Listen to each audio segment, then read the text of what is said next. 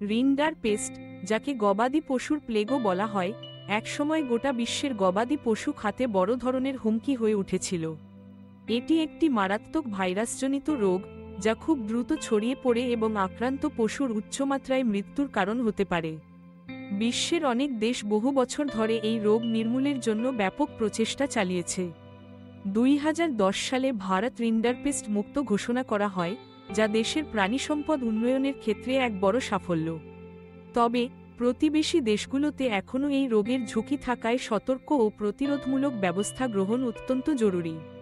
রিন্ডারপেস্ট প্রতিরোধের জন্য সবচেয়ে কার্যকর উপায় হল গবাদি পশুকে নিয়মিত টিকাদান করা। টিকাদান কার্যক্রমের মাধ্যমে গবাদি পশুর রোগ প্রতিরোধ ক্ষমতা বাড়ানো যায় এবং ভাইরাসের সংক্রমণ রোধ করা সম্ভব হয়। বিশেষ করে সীমান্তবর্তী অঞ্চলে গবাদি পশুর চলাচল বেশি হওয়ায় এসব এলাকায় টিকাদান কর্মসূচি জোরদার রাখা প্রয়োজন। স্থানীয় প্রাণিসম্পদ অফিস বা পশু চিকিৎসকের পরামর্শ অনুযায়ী নির্ধারিত সময় অনুযায়ী টিকা দেওয়া উচিত। এছাড়া নতুন কোনো পশু খামারে আনলে আগে স্বাস্থ্য পরীক্ষা করানো এবং সংক্রমণের আশঙ্কা থাকলে পৃথক রাখার ব্যবস্থা নেওয়া অপরিহার্য। পশুদের খামার সবসময় পরিষ্কার পরিচ্ছন্ন রাখা, দূষিত খাবার বা পানি এড়িয়ে চলা এবং রোগের কোনো লক্ষণ দেখা দিলে দ্রুত চিকিৎসকের শরণাপন্ন হওয়া উচিত।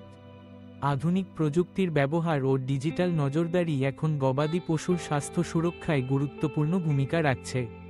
উদাহরণস্বরূপ, প্রাণিসম্পদ অধিদপ্তর ডিজিটাল সিস্টেমের মাধ্যমে রোগ শনাক্তকরণ ও দ্রুত পদক্ষেপ নিতে পারছে, যা রোগের বিস্তার রোধে সহায়ক। পাশাপাশি আন্তর্জাতিক সহযোগিতা ও তথ্য আদান প্রদানের মাধ্যমে নতুন নতুন গবেষণা ও টিকা উদ্ভাবন করা হচ্ছে, যা ভবিষ্যতে এই ধরনের রোগ প্রতিরোধে আরও কার্যকর ভূমিকা রাখবে।